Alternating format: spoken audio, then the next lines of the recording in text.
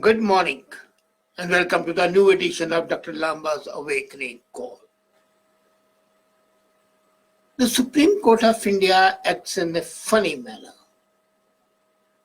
The judicial decisions are injudicious and it violates the basic principle of the separation of powers. It is not supposed to be a supra-executive. It is only supposed to interpret laws and lay down some guidelines so that the laws are not against the Constitution, the spirit of the Constitution. And many a time the decisions taken are excellent, very protective, very sane, and very guarded. At other times, the judges, where they need to bend crawl as happened at the time of emergency, when ex post facto permissions were given, when all the illegal laws were accepted to be true. But the latest judgment delivered a couple of days back regarding the protests, in fact, legalizes exploitation of the people, encourages judicially mischief mongers, and is also providing an aid, an instrument to the government not to do its job.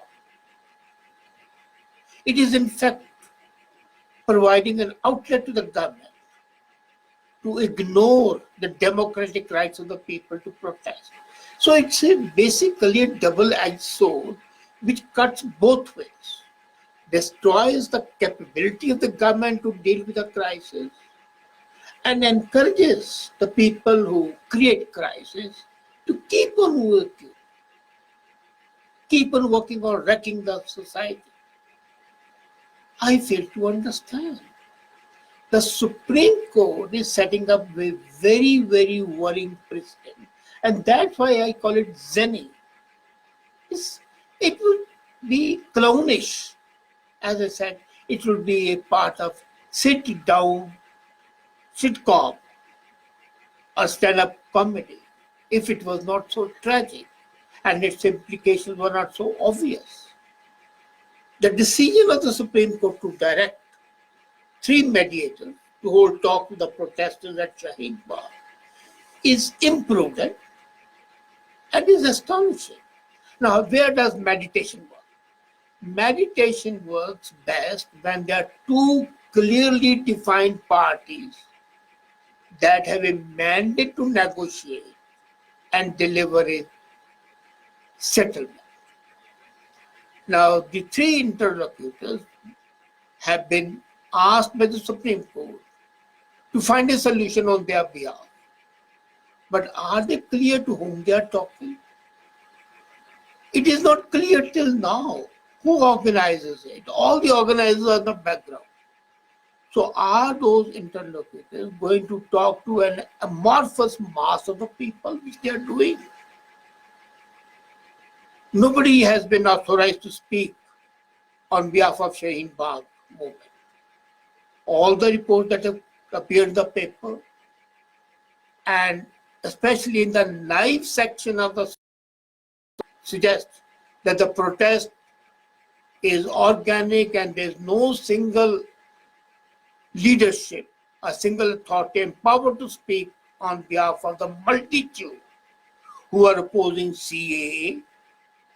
So the task of the interlocutors or the meditators is like the problem of Sisyphus. And they are doomed if they are successful, they are doomed if they are not. The 3 mediators, Sanjay Hegde, yes, Vidas Abdullah, Sadhna Ramachandran, they are aware that the Dadis and Nanis, the grandmoms of Shaheen Bagh, do not speak for all the protesters.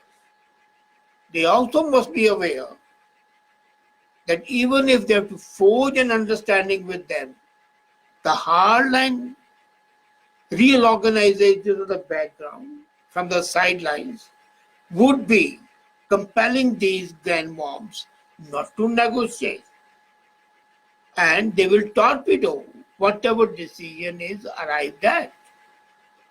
You remember a few weeks back, Shaheen Bagh grandmoms had met the Lieutenant Governor of Delhi and committed to call of the staff. So they went to Raj Bhavan, they had a meeting with the governor, it was committed, everything was agreed, it was going to be honky donkey. And then they came back, and the powers that be, the motivators, the creators of the agitation, called it off.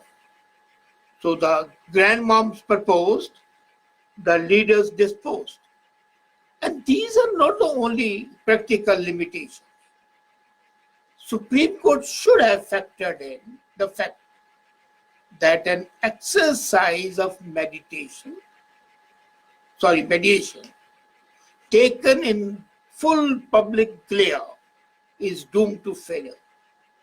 These reconciliatory talks are not supposed to be public talks, because then the different influencers try to impede and torpedo the process. They are through the back channels. Even in diplomacy, there is an open diplomacy and there is a backdoor diplomacy. And more success is there when the backdoor diplomacy is successful. Here, these interlocutors are going, talking to an amorphous mass of the people who, most of them may not even be aware of exact implications of CA. No, they are uneducated old ladies. By uneducated, I mean are illiterate. They have not read the basic. They think that their citizenship is going to be taken away while it deals with the persecuted minorities of the three countries. And there is no danger of any Muslim citizenship being taken away at all. There is not even a word in the CAA which mentions that the citizenship of any present citizen would be taken away. So how can you talk to amorphous, ignorant mass of the people, explain to them? No, it's not possible. And only the bravest among the protesters would be willing to risk the anger of the co-protesters if they want to really understand it. Let somebody stand up and say, no, I agree that this is a stupid protest and it should not have been there. That person will be torn to pieces. So that way they say, no, we are not going to agree. After all, they are going to keep up the appearances. And keeping up the appearances in public is much more important. If there had been closed door meetings,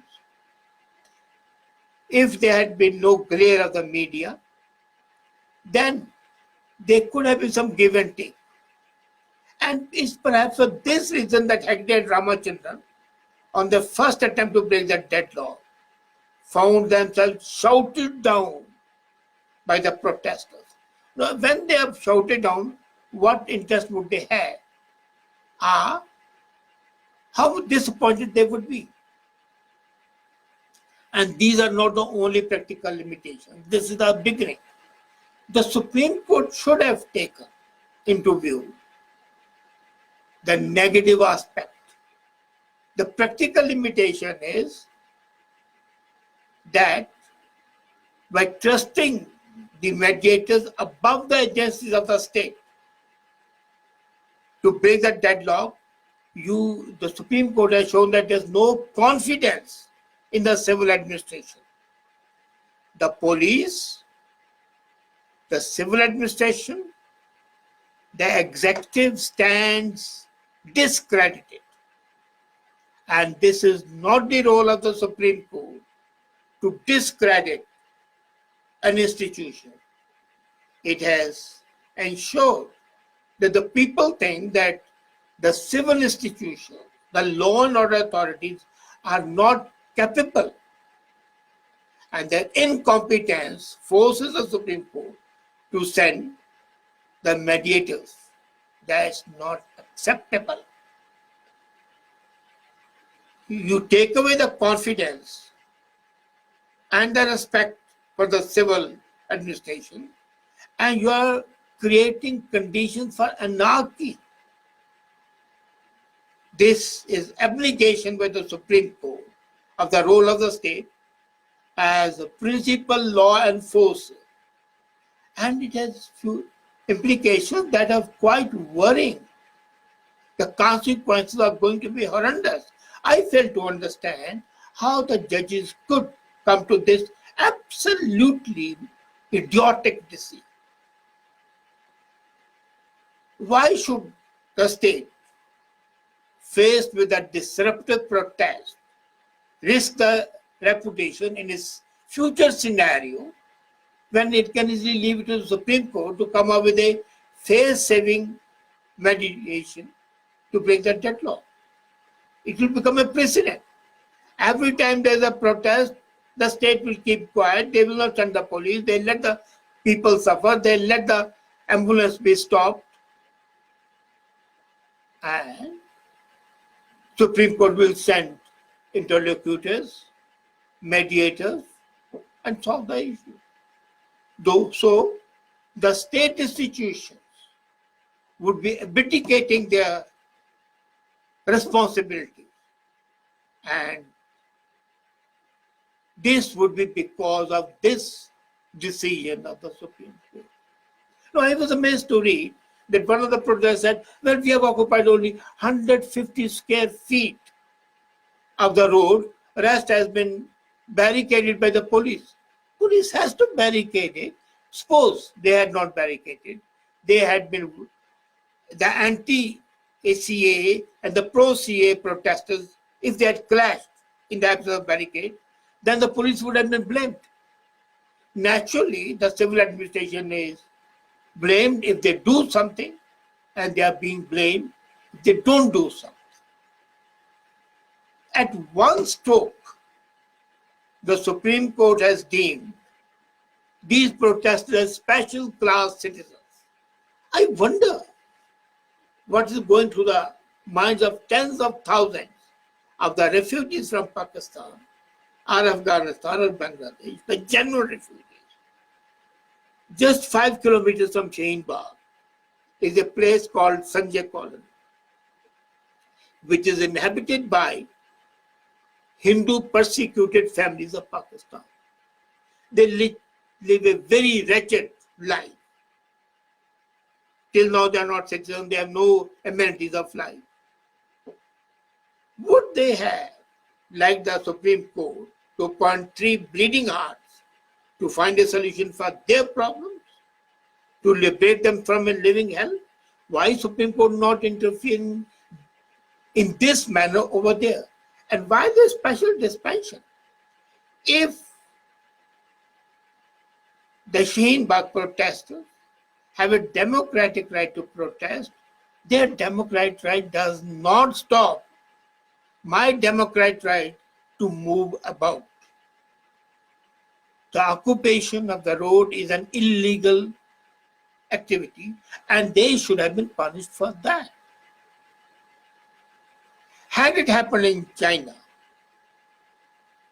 or even in Pakistan, the government would have no hesitation in sending police or even army to clear the roads. Government also has shown a lot of forbearance, which it is not desirable. But the Supreme Court judgment is injurious to the interest of the nation, injurious to the system of governance, destroys the confidence in the public institutions, and gives an outlet to the government not to work efficiently and take strong steps to preserve law and order. How these so-called supreme priests of justice be so obliging to this group of protesters? They can protest. And as a matter of fact, it will be incumbent on the government to say that some areas are demarcated for protest. Say, Ramlila Maidan. Let the people go and assemble there and keep on protesting. In no democracy, in dictatorship is not possible, but even in no democracy, protesters have a right to hold the citizens to ransom. And Supreme Court, by this decision, has in fact issued a directive that the protesters are special people and they can violate all norms with impunity, and the judges would come crawling to them, please vacate. That's not administration, that's not governance, that is going down to the terror created by the protesters. And as I said, it's giving even the government a way to escape its responsibility now and in future.